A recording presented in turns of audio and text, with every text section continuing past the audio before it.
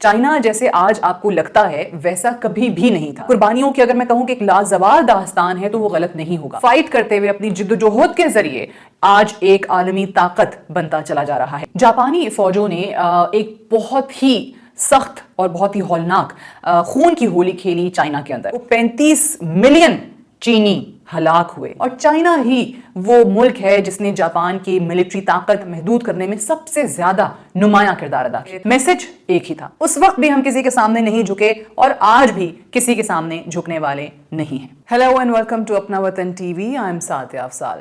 کل 3 سپٹمبر گزری ہے، 3 ستمبر کو 80 سال مکمل ہو گئے دوسری جنگ عظیم کو، اور چائنا نے وکٹری ڈے کل منایا، سیلیبریٹ کیا اپنی فتح کو جو کہ ان کو دوسری عالمی جنگ میں ملی تھی آج سے 80 برس پہلے۔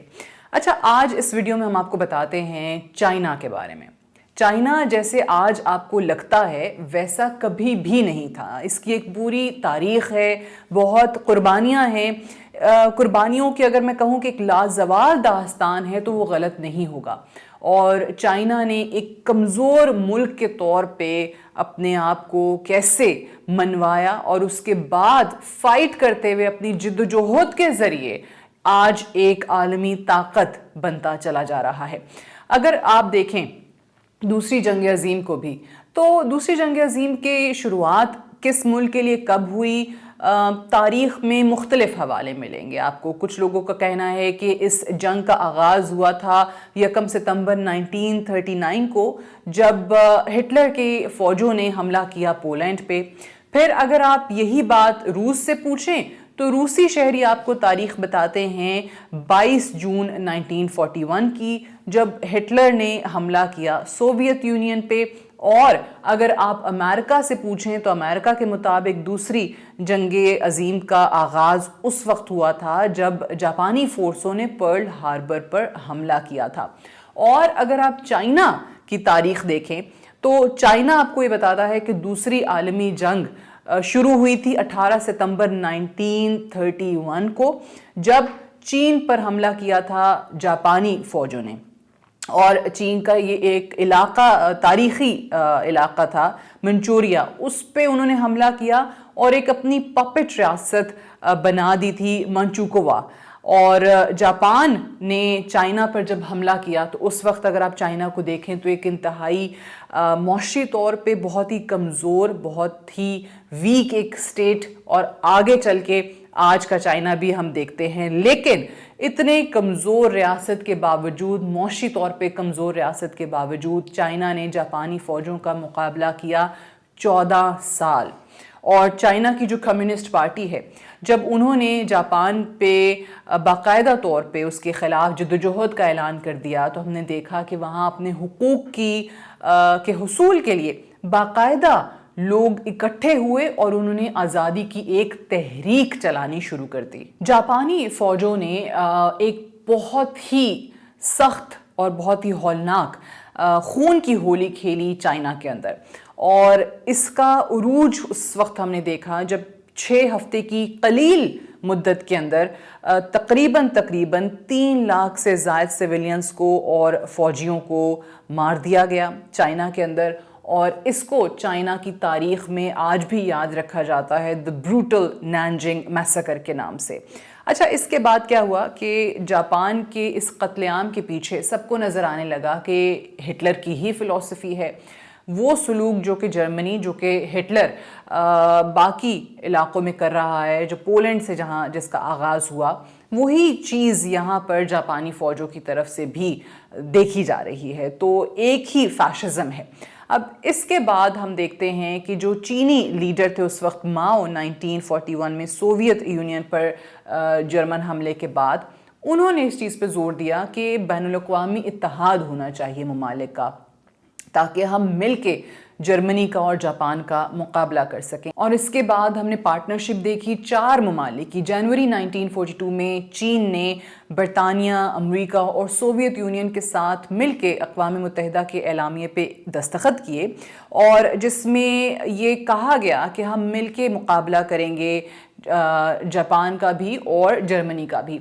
अच्छा, इसमें बाद में 22 मुल्कों ने मज़ीद भी दस्तखत किए, यानी इसकी तौसीक कर दी, और ये अक़वाम मुत्तहिदा के एलामिये के तहत जर्मनी और जापान जैसी एक्सेस पावर्स से निमटने के लिए एक इकट्ठा होना और एक फार्मूला अपनाना मकसूद था। और इस पार्टनरशिप के अंदर 3 बड़े अहम ममालिक के साथ चाइना जो है वो चौथा पार्टनर बन गया, और चाइना ही वो मुल्क है जिसने जापान की मिलिट्री ताकत को कम करने या महदूद करने में सबसे ज़्यादा नुमायां किरदार अदा किया। जापान के साथ इस जंग के अंदर एक अंदाजे के मुताबिक चाइना ने 15 लाख से ज़ायद जापानी फ़ौजियों का हलाक किया, जबकि 13 लाख जापानी फ़ौजियों को मजबूर किया कि वो हथियार डालें। और अगर आप देखें 1931 से 1945 तक चाइना ने जो ज़मीनी फ़ौज थी जापान की 2/3 का सफाया कर दिया था, उसको तबाह कर दिया था।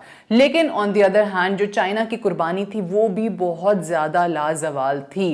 इसके अंदर आपको 35 मिलियन चीनी हलाक हुए। ये आप स्टैटिस्टिक्स देखिए कि 35 मिलियन चीनी जापान के खिलाफ इस जंग में, दूसरी जंग अजीम के अंदर हलाक हुए, जो कि अगर आप सोवियत यूनियन का नंबर देखते हैं तो वो आपको मिलता है 27 मिलियन। यानी उस 27 मिलियन से कहीं ज़्यादा चीनी जो शहरी हैं, फौजी हैं, वो इस जंग के अंदर हलाक हुए थे। और अमेरिका के जो शहरी हैं उन्होंने भी कुर्बानियाँ दी। 5 लाख अमरीकी इस दूसरी जंग अजीम के अंदर हलाक हुए थे। ये जो जापान ने चाइना के अंदर किया है, जो हौलनाक ये जंग हमने देखी है चाइना के अंदर, वो आज भी दुनिया से आपको लगता है कि छुपी हुई है। हालांकि इसका सही मानों में आप कंपैरिजन हॉलोकॉस्ट के साथ या फिर जो आज की तारीख में फ़लस्तीनियों के साथ हो रहा है उसके साथ बासानी किया जा सकता है। अब ये जो नैनजिंग मैसेकर है, ये एक हौलनाक कत्ल आपको नजर आता है, कत्लेआम था, ये जेनोसाइड था। यहाँ पे जापान की फौज की एक यूनिट है 731, ये इसमें बराह रास्त मुलव्वस थी, जो कि चीनी शहरियों के ऊपर मुख्तलिफ केमिकल तजर्बे करती थी, बायोलॉजिकल वेपन तैयार किया जाता था नैनजिंग मैसेकर के अंदर। अब ये जो 731 यूनिट के बहुत सारे अहदेदार ऐसे हैं, ये भी आपके लिए एक दिलचस्प फैक्ट होगा कि जिनको बाद में इस्तिस्ना दे दी गई, उनको छोड़ दिया गया, उनको इम्यूनिटी दे दी गई। किसने छोड़ा? अमेरिका ने। उनकी रिसर्च के बदले अमेरिका ने उनको इम्यूनिटी दिला दी, और उसके बाद वो जो उनकी रिसर्च थी वो यूएस ने खुद ले ली, वो बरिउज़िम्मा हो गए, और उसी रिसर्च को इस्तेमाल करते हुए यूएस ने अपना वेपन बनाना शुरू कर दिया। एक वक्त था जब मगरबी दुनिया के लोग चाइना की तारीफ किया करते थे। अप्रैल 1942 में फ्रैंकलिन डी रूजवेल्ट ने चाइना के हवाले से ये कहा था कि चाइना वो पहला मुल्क था, चाइनीज़ शहरी वो पहले शहरी ऐसे थे किसी भी मुल्क के, जो कि एक अजीम जारहियत के खिलाफ उठ खड़े हुए थे। और चाइना के अंदर पूरी सलाहियत है कि वो न सिर्फ मशरकी एशिया के अंदर तरक्की कर सकता है, बल्कि पूरी दुनिया में भी अगर देखें तो अमन और खुशहाली को बरकरार रखने में अपना किरदार अदा कर सकता है। लेकिन आज अगर आप देखें तो क्या कोई मगरबी लीडर इस तरीके से इन अल्फाज में चाइना की तारीफ आपको करता नजर आता है? तो इसका जवाब है नहीं। आज जो कि चाइना की तरक्की है मौशी एतबार से, साइंस में, टेक्नोलॉजी में, उससे आपको मगरबी दुनिया खौफ नज़र आती है। आज आपको कोई यूरोपीय लीडर, कोई अमरीकी लीडर चाइना की तारीफ करता नज़र नहीं आएगा, बल्कि वो दुनिया में अदम इस्तेहकाम का बायस जो है ना वो चाइना को ठहराते हैं यहाँ पे। और अगर दूसरी तरफ आप ये भी देखें तो चाइना की तरक्की के साथ वो समझते हैं कि हमारे ममालिक का, ख़ास तौर से यूरोप का ज़वाल शुरू हो चुका है। अब कल जैसे मैंने कहा कि 3 सितंबर गुजरी है और 80 साल पूरे हुए हैं दूसरी जंग अजीम को, और चाइना ने विक्ट्री डे सेलिब्रेट किया। तियानमेन स्क्वायर पे एक बहुत अजीम फौजी परेड जो है वो देखने को मिली। मैसेज एक ही था, और वो ये था कि आज से 80 साल पहले भी जब हम एक कमज़ोर मिलिट्री और कमज़ोर मईशत के साथ लड़े थे, जारहियत का मुकाबला किया था, 14 बरस तक किया था, उस वक्त भी हम किसी के सामने नहीं झुके, और आज भी किसी के सामने झुकने वाले नहीं हैं। Thank you so much for watching.